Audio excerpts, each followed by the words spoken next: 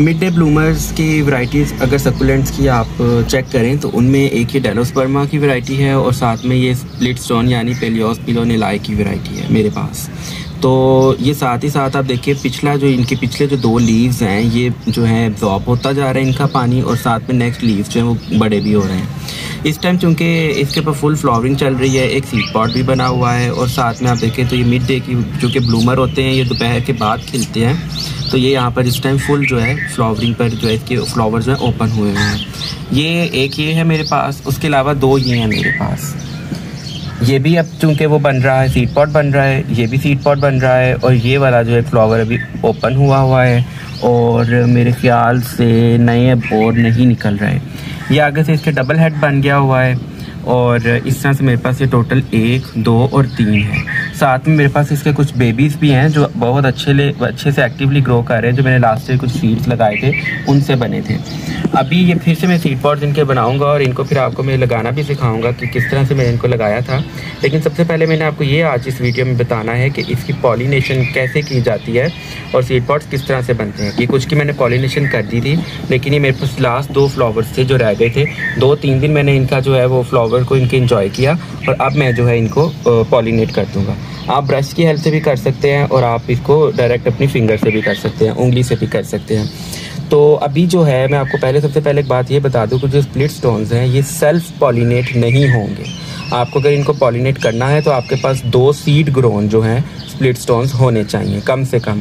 तो मैं ये करता हूँ कि मैं जितने भी मेरे पास split stones at a time flowering पर होते हैं उन सबको आपस में पॉलिनेट कर देता हूँ, ताकि क्रॉस पॉलिनेशन से सीड्स बन सके। कभी भी सेल्फ के ऊपर यानी कि स्प्लिट स्टोन अपने साथ ही पॉलिनेशन नहीं करेगा, हमेशा किसी दूसरे स्प्लिट स्टोन के फ्लावर के साथ इसकी पॉलिनेशन होगी। तो ये मैंने इसको यहाँ से ऐसे रब किया, मेरे हाथ में कुछ पॉलन्स आ गए, और अब मैं यहाँ पर इसको ऐसे रब कर दूँगा। अब मैं फिर से इसको, ये देखिए मेरे हाथ में आपको बहुत सारे पॉलन्स नज़र आ रहे हैं, ये पाउडर येलो कलर का, और अब मैं इसी को दोबारा से इसके ऊपर फिर रब कर दूंगा। अब मैं बार बार जो है इसी प्रोसेस को रिपीट करूंगा।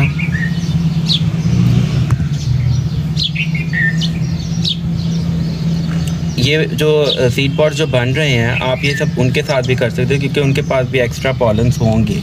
तो मैं ये इस तरह से इनको आपस में लगा दूंगा, और इससे ये होगा कि क्रॉस पॉलिनेशन से इनके सीड पॉट्स बन जाएंगे। बस अब आप देखेंगे 2 दिन में के अंदर अंदर ये भी जो है सीड पॉट्स बनना स्टार्ट हो जाएंगे, और उसके बाद जो है ये गर्मियाँ आने तक जो इनके सीड पॉट्स कंप्लीट हो चुके होंगे। तो उसके बाद सीड पॉट्स को आपने इन पर लगे रहने देना है, क्योंकि सबसे एक ज़रूरी चीज़ ये होगी कि अगर आप सीड पॉट्स को उतार लेंगे तो आपके उनको संभालना थोड़ा मुश्किल होगा। यहाँ पर सीड पॉट्स लगे रहेंगे तो एक तरह से सेफ़ होते हैं। दूसरा, कभी भी आपने इनको गर्मियों में डायरेक्ट वाटरिंग नहीं करनी होती, जिसकी वजह से इनके सीड्स उड़ने का आपको डर भी नहीं होगा। तो मैं ये करता हूँ कि जब बरसात आती है उसके बाद आपने इनके सीड्स लगाने होते हैं, यानी कि सितंबर के महीने में इनके सीड्स बेस्ट ग्रो होते हैं। तो उस टाइम मैं आपको इनके सीड्स लगाना भी सिखाऊंगा। इस वीडियो में मैंने आपको ये इसलिए ये सब कुछ दिखाया ताकि आप लोग भी आजकल जो है जिन के पास भी ये स्प्लिट स्टोन्स हैं उनके जो है फ्लावरिंग को एंजॉय कर ही रहे हैं, तो साथ ही साथ इसके सीड पॉट्स भी बना लिए जाएं। और यही मेरे कुछ स्प्लिट स्टोन्स हैं जो मैंने सीड से ग्रो किए थे लास्ट टाइम सितंबर से लेकर अब तक इनकी अपडेट है। अभी बहुत एक्टिवली ग्रो कर रहे हैं। आप देखें तो इनके लीव्स भी बहुत बड़े हो गए हैं। आपको असल में ना कंपैरिजन में करके दिखाऊं तो आपको पता चलेगा कि कितने छोटे और कितने क्यूट हैं। इनके जो नीचे वाले लीव्स हैं ना, ये देखिए ये छोटे साइज़ के हैं, नेक्स्ट बड़े आ रहे हैं, इससे भी बड़े आएंगे, और फिर ये तकरीबन 1 से 2 साल के अंदर 2 से 3 मैक्सिमम साल के अंदर मैच्योर होकर फ्लावरिंग स्टार्ट कर देंगे। तो ये देखें मैं आपको दिखाता हूँ साथ में इसी के इनके जो मदर प्लांट है उनके साथ इनको कंपेयर करके।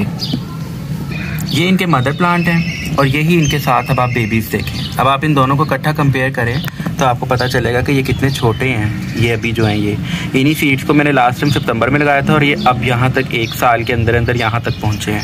अगले साल में आप देखेंगे तो इनकी बहुत ज़्यादा होगी। अब ये गर्मियों में बहुत मुश्किल से इनकी केयर करनी पड़ेगी ताकि ये बच जाएँ, डेड ना हो जाए, क्योंकि यहाँ पे गर्मी बहुत ज़्यादा आती है। तो मैं इनको बहुत एरी जगह पे शेड में और जहाँ पे ह्यूमिडिटी ना हो वहाँ पर रखूँगा।